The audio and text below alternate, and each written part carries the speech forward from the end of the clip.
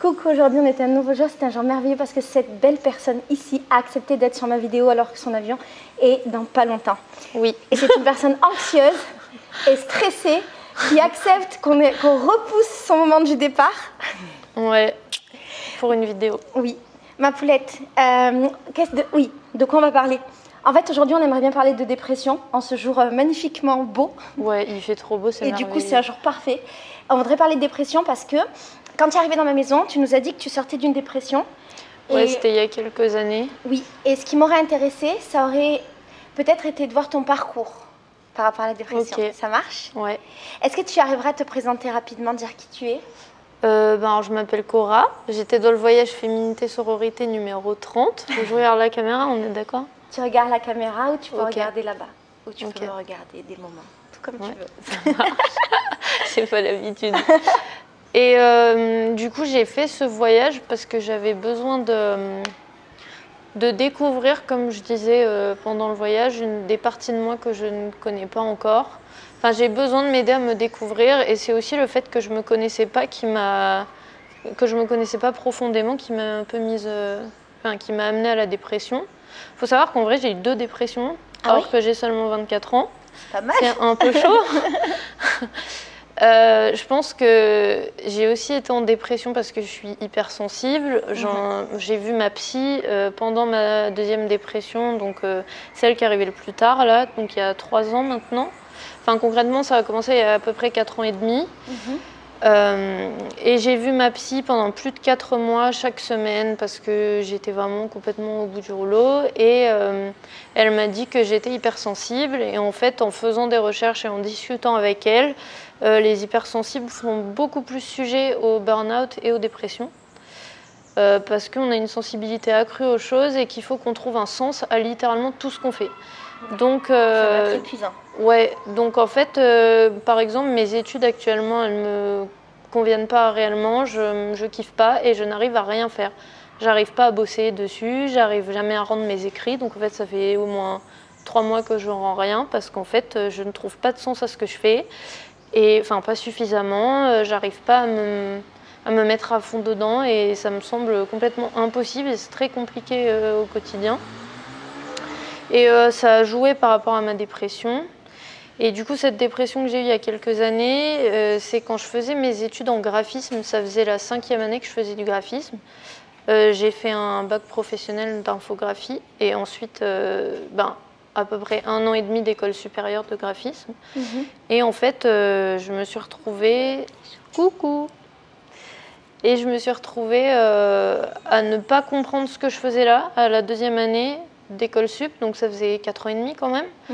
Et à me dire, mais en fait, pourquoi je suis là? Qu'est-ce qui se passe? Qu'est-ce que je fais ici? Est-ce que vraiment ça a du sens? En fait, je sais même pas si ce que je fais me plaît. Et en fait, c'est arrivé d'un coup. En à peine, je sais pas, 1 semaine, j'ai quitté mon école. Ouais, c'est un truc de fou. En fait, le problème, c'est que moi, j'ai tendance à ne pas me rendre compte quand ça va pas ou à intérioriser. Et du coup, je pense que j'accepte pas que ça va pas. Je me dis ça va aller mieux et tout. Enfin, maintenant, c'est plus le cas parce que après toutes ces séances de psy et tout, je me suis vachement plus écoutée. Mais pendant longtemps, ça a été ça. Et le problème, c'est que ces 2 dépressions, ce que ça m'a provoqué, c'est que d'un seul coup, j'ai fait des crises d'angoisse. Je me suis mise à pleurer, à respirer mal, à ne pas comprendre ce qui m'arrivait en plein milieu des cours et à me dire ok, mais en fait, je fous quoi ici? Il faut que je parte tout de suite. Je sais pas comment expliquer, mais en fait, j'avais une peur un peu panique de l'endroit où j'étais, de ce pourquoi j'étais là, puisque je comprenais pas vraiment pourquoi j'y étais. Et c'est un peu comme ça que ma dépression est arrivée à chaque fois. Et pour cette 2e dépression, voilà, c'était vraiment le fait que je ne trouvais de sens à rien et en fait je me sentais vide, j'avais l'impression d'être personne. Je pense que quand tu es en dépression, des témoignages que j'ai déjà entendus, c'est que tu comprends pas vraiment qui tu es, ce que tu fais là. Ça n'a pas de logique, tu comprends pas pourquoi. Et moi j'avais une peur panique de l'avenir, vraiment c'était un truc qui me faisait très peur, fallait que j'ai un fil tout fait dans ma vie pour savoir où je vais tout le temps. Sauf que la vie, ça fonctionne pas du tout comme ça, en fait. Une fois qu'on l'a compris, ça va mieux. Et du coup, j'étais terrorisée par l'avenir, j'avais complètement peur de ça et je n'arrivais pas à avancer. En fait, j'en avais tellement peur que ça me bloquait pour avancer. Et que, du coup, je restais en stagnation parce que j'avais une peur totale de la suite et ça me bloquait complètement. En fait, c'est vraiment parti de là, cette dépression. Celle d'avant, je ne me souviens pas bien. Mais celle-ci, c'est arrivé de ça, vraiment. Et du coup, j'ai quitté mon école d'un coup. Enfin, dans la semaine, j'en ai parlé à mes parents qui n'ont rien compris à ce qui se passait. Ça a été un peu perturbant pour eux. Enfin, ils savaient comment je fonctionnais, donc je pense que ça les a pas tant surpris. Mais quand t'es parent, je pense que tu as beaucoup d'inquiétude quand ton enfant il te dit ben, je me casse d'un coup, quoi. Et dans la semaine, j'ai dit au directeur de l'école que je me cassais et que j'allais essayer de bosser seule ou de trouver un truc. Et en fait, j'avais mon appart à Montpellier, mes parents sont à Avignon. Et je suis restée dans cet appart pendant 6 mois, à ne rien faire, à ne pas sortir, à rester dans mon lit toute la journée. J'ai été tellement en souffrance qu'en fait, je me nourrissais plus. Donc, il y a une journée où je me souviens que je crevais de faim, c'était terrible. Et ça faisait 1 semaine et demie, 2 semaines que je devais faire des courses pour me nourrir et que je ne le faisais pas. Parce que j'étais tellement... j'étais épuisée tout le temps par mes pensées, j'étais en souffrance, j'avais peur, j'étais triste tout le temps. C'était une difficulté monumentale pour moi de faire le ménage alors que je suis une personne hyper maniaque de base et que le ménage c'est toutes les semaines obligatoire. De me faire à manger. Et du coup, vraiment, j'avais pas fait les courses depuis, genre, je pense, 1 semaine et demie, 2 semaines, en tout cas dans ces eaux-là. Et il me restait 2 tranches de pain et, je sais pas, une tranche de jambon. Et en fait, j'ai mangé que ça en une journée. Et là, je me suis dit, quand même, ça craint, quoi. Là, je pense que je m'en souviens très bien, alors que ça a dû arriver plusieurs fois. Mais là, je me suis dit, là, c'est chaud quand même. Et j'ai appelé ma mère. Et on a beaucoup discuté et en fait je lui ai dit mais il faut que je quitte cet appart parce que seule j'y arrive pas. J'ai compris qu'en restant seule j'allais arriver à rien. C'était impossible pour moi de me bouger, enfin de se bouger, pas que ça mais juste de réussir à aller un peu mieux si j'étais pas entourée en fait. Et du coup mes parents payaient mon loyer en plus donc j'étais embêtée, ils ont payé mon école aussi, je suis partie au milieu. Je me suis dit, bon là, faut pas que je reste seule. Ça faisait 6 mois que j'étais dans cet état-là. Donc en été, j'ai dit à ma mère, ben écoute, on rend le bail, on rend l'appart et je reviens chez vous. Ça faisait 2 ans que j'habitais plus chez mes parents. Donc le retour, il a été un peu difficile parce que mon père est un peu sujet à la déprime aussi. Donc tous les deux, c'était un peu compliqué. Pourtant, je suis très proche de mes parents et là, ça a été assez difficile. Je pense que du coup, on était sur les nerfs tout le temps, on était en souffrance tous les deux et je pense que le fait qu'il me voit revenir à la maison alors que j'étais en plein milieu de mes études, ça l'a mis en difficulté aussi au niveau psychologique. Et lui, ça passe beaucoup par ça quand sa famille a un problème comme ça. Et du coup, ça a été compliqué parce que pendant 2-3 mois, on s'entendait pas du tout. La cohabitation était infernale. Et après, je me suis réhabituée à la présence de mes parents puisque j'étais chez eux. Ils se sont réhabitués à la mienne, mais j'ai passé 1 an chez eux, donc dans mon lit ou dans le canapé. En fait, je me levais pour manger. Je mangeais beaucoup de trucs gras et sucrés tout le temps. J'avais besoin de compenser sur la bouffe. Je dormais énormément. T'as des gens pendant les dépressions, ils dorment pas du tout. Et moi, au contraire, je dormais trop. C'est-à-dire que ça m'épuisait encore plus tellement j'étais en sommeil perpétuel, quoi. Et voilà, en fait, j'étais complètement alitée. J'étais tout le temps dans mon lit, dans le canapé, et je restais en pyjama toute la journée. Et en fait, j'arrivais à rien. Donc à chaque fois que mes parents aussi me demandaient... alors ça, c'est un truc que j'ai découvert vraiment pendant ma dépression. Ma mère me disait, par exemple, tu pourrais vider le lave-vaisselle, le remplir, mettre une lessive, machin. Et je lui disais oui, et le soir, je l'avais jamais fait. Et en fait, c'était même pas... Enfin, j'étais pas du tout... j'avais un mal fou à faire quoi que ce soit. Mais en soi, pour que mes parents soient pas déçus ou que ça les saoule pas, 1 demi-heure avant qu'ils arrivent, je m'occupais de faire ça. Mais en fait, les 3/4 du temps, je m'en occupais pas parce que j'oubliais qu'ils me l'avaient dit.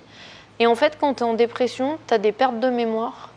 J'ai eu plein de pertes de mémoire, il y avait plein de trucs dont je me souvenais pas, qu'on m'avait dit, que j'oubliais, que je sais pas, je pense que j'étais tellement dans mes pensées et dans ma tristesse, dans ma tête, que j'écoutais pas réellement ce que les autres me disaient. Je pense que quand tu es en dépression, tu n'arrives même pas à entendre ce que te disent les autres parce que tu es dans ta souffrance personnelle et c'est hyper dur, en plus de tout ce que tu as déjà dans la tête à entendre, d'écouter ce qu'on va te demander ou ce qu'on va te dire. Et j'avais beaucoup de perte de mémoire et c'est ouf parce que même après ma dépression, j'ai emménagé à Lyon, j'ai un peu changé de vie, j'ai pris une formation, je ne savais pas si ça allait me plaire, je me suis lancée. D'un coup, j'ai vraiment fait ça en une journée. Hein. J'ai cherché sur Internet, j'ai appelé le directeur, il m'a dit « Ok, on vous prend ». Et voilà, ça s'est fait en une journée. C'est ta formation d'art-thérapie? Ouais. Ah, trop bien. Ouais, c'est une formation d'art-thérapie. Et je me suis dit là, à partir de septembre, il faut que tu aies un truc en fait. Tu ne peux pas rester encore un an chez tes parents. Surtout que là, ils sont dans un village à côté d'Avignon, mais plus à Avignon, et sans voiture, c'est la merde. Et d'ailleurs, j'ai commencé à passer mon permis pendant ma dépression, truc hyper dur déjà pour me lever et y aller. Mais mes parents, ils m'ont poussée de ouf parce que je pouvais rien faire en fait sans voiture. Et j'y ai passé 2 ans sur ce permis. J'ai passé 1 an chez mes parents à faire de la conduite, à passer mon code, à faire des heures et des heures. Et en fait, j'étais tellement mal que j'arrivais à rien. C'est-à-dire que j'arrivais pas à évoluer. Dans ma conduite, il y avait plein de trucs qu'on me disait, j'étais pas capable de les refaire. Je pense que j'étais trop dans ma tête et que c'était pas possible pour moi d'écouter les autres et de faire ce qu'on me demandait. En fait, même physiquement, j'étais constamment épuisée, donc j'étais très lente. Du coup, qu'on me demande d'utiliser un levier de vitesse. Après, je suis passée en boîte automatique parce qu'en boîte manuelle, j'arrivais pas. Mais qu'on me demande de faire plein de trucs en même temps, de penser plein de choses en même temps, pour moi, c'était quasi impossible. Donc j'ai eu des crises de pleurs dans les voitures, j'étais très angoissée, c'était hyper compliqué, ça me terrorisait, c'était un truc de plus qui me faisait peur. Et tant que j'avais pas réglé mes autres peurs, c'était pas possible en fait. Et c'est à Lyon, 1 an après, je pense, ouais, 1 an, un peu moins d'1 an après, que j'ai eu mon permis, du coup en boîte auto, parce que j'ai commencé une nouvelle vie. Mais en fait, j'ai remarqué que la dépression, elle prend très longtemps à... Même quand tu as une nouvelle vie, que tu as un taf, que tu vas mieux, il y a une partie de toi qui est toujours en dépression et qui est toujours prête à replonger. Donc les rendez-vous avec ma psy que j'ai eu pendant longtemps, ça m'a permis de comprendre ça. Et dès que j'avais besoin, je la revoyais. C'est un truc que je fais toujours. Maintenant, dès que j'ai besoin de voir un psy, vraiment, voyez un psy, s'il vous plaît, si vous n'allez pas bien. Et si vous avez du mal à parler et que parler, c'est pas votre truc, l'art-thérapie, les amis. Je suis en formation en art-thérapie. Et on s'exprime par l'art, mais en fait, ça permet d'extérioriser tout ce qu'on a sur le cœur et tout ce qu'on a dans la tête qui nous fait souffrir. Donc vraiment, quel que soit le professionnel que vous voyez, allez-y, quoi. C'est trop important, en fait. Et toi, c'est ça qui t'a sauvée? Ouais, ça m'a complètement sauvée. Je pense que si j'avais pas vu ma psy, je serais encore dans le même état, en fait. Ces 4 mois de thérapie, on a vu une évolution de dingue avec ma psy. Et c'était trop bien parce qu'elle me félicitait à chaque fois qu'il y a une petite évolution. Elle était à bravo, je suis fière de vous et tout ça. C'était trop bien. Et ouais, ça s'est vu vraiment. Il y a une véritable évolution, mais sans elle, je pense que. Enfin, sans une thérapie en général, je pense que j'aurais pas pu réussir à m'en sortir. Parce que je parlais pas de mes souffrances aux autres. Et pourtant, je suis du genre à parler super facilement des trucs que j'ai vécus ou que je vis. Mais en fait, quand on est en dépression, on comprend tellement pas ce qui nous arrive qu'on n'est pas capable de dire, en fait. On n'est pas capable d'en parler parce que ça n'a pas de sens, on comprend pas. On est juste là, on est en souffrance, mais on sait même pas pourquoi, en fait. Juste, on est au bout de notre vie, quoi. Et le rendez-vous psy, en fait, moi, ça m'a permis de... J'ai beaucoup parlé. Elle a peu parlé. Et en fait, souvent, il suffisait qu'elle me dise une phrase ou un mot, ou alors parfois même rien. Je créais des liens entre les choses. Et parfois, elle m'amenait une phrase où elle me disait ça pourrait être ci, ou ça pourrait être dû à votre enfance, à tel ou tel vécu. Et en fait, d'analyser tout ça, c'est ça qui m'a aidée. Parce que justement, j'ai trouvé un sens à ce pourquoi j'étais en souffrance, alors qu'avant, j'en trouvais pas. Et ça, c'était il y a combien de temps? Ça devait être il y a 2 ans et demi. Ah, ça fait un moment. Ouais. Et là, maintenant, enfin, 2 ans, 2 ans et demi. 2 ans et demi plus tard? Ben maintenant ça va. Je pense que je suis très sensible et que j'ai toujours une part de moi qui... En fait, je déprime extrêmement vite pour pas grand-chose. Et pour moi, c'est un tsunami, le truc. C'est très compliqué à vivre. Mais en fait, c'est trop cool parce qu'à Lyon, au début, j'étais un peu seule, mais déjà, je me suis inscrite sur une appli de rencontre après un an de vie là-bas, truc que j'avais jamais fait et que je comptais pas faire à la base. Et en fait, j'avais des potes qui me poussaient à le faire, sauf que j'étais pas prête avant. Papai, abbiamo la garta. J'avais peur qu'il parte. J'ai entendu une porte qui s'est claquée. Parce que des fois, quand on n'arrive pas en retard, il est vénère, il part. Ah merde, oh putain. Non mais c'est bon, maintenant il sait que t'es là. Ok. Mais je sais plus ce que je disais. Tu t'es mis dans une application de rencontre? Ouais, et du coup, j'étais pas prête avant. Et là, je me suis dit à ce moment-là, tu sors pas énormément et tu as envie de rencontrer. Et je me suis dit, ben vas-y quoi. Et ouais, j'ai eu des plans cul et tout, c'était cool. Bah en vrai, ça m'a fait du bien parce que dis-toi que ça faisait 4 ans et demi, 5 ans que j'avais pas eu de mec dans ma vie en fait. Et après, j'ai rencontré mon copain sur cette appli. Ça m'a beaucoup aidé. En fait, je pense que j'avais envie d'être en couple, d'avoir un petit cocon d'amour. Et ça m'a aidé à me sentir encore mieux. Et après, j'ai eu des expériences comme mon service civique que j'ai fait pendant ma formation et avant d'être nounou maintenant. Et tout ça, c'est des trucs que j'ai jamais fait. J'ai travaillé avec des personnes âgées. J'ai fait une formation qui est en psycho et en tant que thérapeute. Et maintenant, je suis nounou. 3 trucs que j'avais jamais fait dans ma vie parce que c'est des choses qui m'attiraient pas forcément à part la formation. Et en fait, je me suis dit, ben, vas-y, lance-toi, tu as l'opportunité. Et ce qui est trop bien, c'est que maintenant, je me pousse et j'arrive à me lancer dans des choses que je connais pas. Et ce voyage, il en fait clairement partie, en fait. Et je me dis, ben, fonce parce que ça va t'aider. Et en fait, ça m'aide à me sentir mieux, ça m'aide à connaître des nouvelles parties de moi, des nouvelles passions, des nouvelles choses que j'aime. Et c'est hyper important, en fait, de pas tout le temps, je trouve, rester dans le même schéma. Moi, je pense que c'est ce qui m'a un peu fait sombrer à chaque fois, c'est d'être dans ce schéma qui se répète. Moi, j'ai besoin de changer souvent, j'ai besoin qu'il y ait de la nouveauté, sinon je m'ennuie hyper vite, quoi. C'est terrible. Et ça me fait ça avec ma formation actuellement. C'est toujours la même chose, c'est chiant. J'aimerais bien adorer mon travail pendant 30 ans, mais je pense que ça ne se fera jamais. Et du coup, de pouvoir faire plein de nouvelles choses, de me découvrir à travers toutes ces choses-là, que ce soit des métiers ou ce voyage que je rêvais de faire depuis longtemps et je n'osais pas. Et je me suis lancée grâce à ma thérapeute et à ma mère. Et ben c'est hyper enrichissant et en fait ça fait du bien et je trouve que ça évite un peu la dépression parce qu'au moment où on n'est pas bien, il y a des choses nouvelles qui arrivent et donc il y a un renouveau, il y a des connaissances de nouvelles choses et en fait ça donne je sais pas, un petit peu de fun à la vie et ça permet de s'accrocher à des nouveautés dans notre vie et c'est plus facile comme ça. Donc maintenant j'arrive mieux à faire ça. Et si tu devais donner des conseils à une personne qui serait dans la situation où tu étais avant, le moment où tu étais vraiment mal, tu leur donnerais quoi comme conseil? Ben, déjà, si vous habitez seul, faites en sorte de vous entourer. Si vous pouvez retourner chez votre famille, c'est peut-être pas facile pour tout le monde, mais je sais pas, trouver un moyen de ne pas être constamment seul. Parce qu'en fait, ça nous enfonce. En tout cas, moi, ça a été mon cas. Ça m'enfonçait parce que j'osais rien dire aux gens, j'osais pas montrer que je souffrais. Alors que là, quand je suis retournée chez mes parents, ils le voyaient. Donc, ils essayaient de voir ce que j'avais. Ils essayaient de me pousser à faire des choses. Ils essayaient de m'aider à me relever, en fait. Et tout seul, quand on est dans un état psychique avec une telle souffrance, en fait, c'est pas possible seul. Et aussi voir un thérapeute ou peu importe le type de professionnel de santé. Si vous pensez que vous avez besoin de médicaments, moi je n'en ai pas eu besoin et je suis très contente, je ne voulais pas de médicaments parce que les neuroleptiques, je crois que ça s'appelle comme ça. Je sais pas. Les médicaments pour les dépressions et tout ça, c'est quand même des trucs hyper vénères et j'avais pas envie de me mettre ça dans le corps. Mais pour ceux qui en auraient besoin, vous voyez un psychiatre. Pour les autres qui n'arrivent pas à s'exprimer par la parole, voyez un art thérapeute.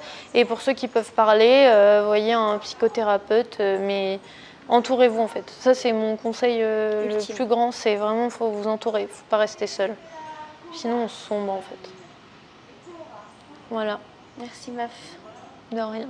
Bon. J'espère que ça aidera des gens. Si. Si. Et puis la grande nouveauté de ta post-dépression, c'est que maintenant tu mets des strings. De ouf. Les meufs, quand vous viendrez en voyage féminité sororité, pour celles qui viennent même au Brésil, comme ça chez Laetitia, vous allez voir à la plage, toutes les meufs, elles ont des strings. En fait, c'est tellement plus canon. Les strings, c'est beau. Vous mettez des strings, ça met en valeur vos fesses. C'est notre grande conversation d'hier, ça met en valeur les fesses. En fait, c'est même pas vos strings qui sont beaux, c'est vos culs, quoi. Mais Exactement. du coup, les culottes, ça nous met moins en valeur. C'est une réalité. Là, j'aime bien mater mon Moi, cul. je pense que contre la dépression, du string. Peut-être ça peut aider, je sais pas, j'ai pas expérimenté vraiment, mais pourquoi pas. Bon, l'exploit, c'est que cette meuf ultra anxieuse devait partir il y a 20 minutes prendre son avion. Il est quelle heure, la meuf? 18h03. Ah, ça va. Ça va. Oui. T'avais prévu pour 17h45. Oui. Mais meuf, j'ai mon avion, Et il est à regarde 20h40. comme elle est calme. Elle n'est pas stressée. Venez, venez, elle est là. On est en train de tourner une vidéo sur la dépression si vous voulez participer. Manou, viens nous donner des idées sur la dépression. Faut que je me Elle en a dépêche pas quand mal. même. Salut les gars. J'ai pas Voilà. trop d'idées. On était en train de parler du fait qu'elle était normalement très anxieuse et que là, elle est très, très calme alors qu'elle a un avion à prendre. Je et suis qu'elle pas a calme dans ma tête, meuf. J'ai l'air calme tous les jours de ma vie. Tout le monde croit que je suis calme et je ne suis pas calme en fait. C'est terrible. Ouais. C'est là, ça me fait des petits frissons et. Valéo. Catastrophe. Ouais. J'ai failli écrire Neymar ou Richarlison. Heureusement, j'ai pas fait ça. Non, surtout pas Neymar. Non, c'est ce que je disais. Merci. J'ai pas voulu le faire. Merci. Mais... Bon, cette meuf doit prendre son avion. Ouais. Vamos. Beijo. Beijo. Au revoir. Mais ça fait rien, mais quand...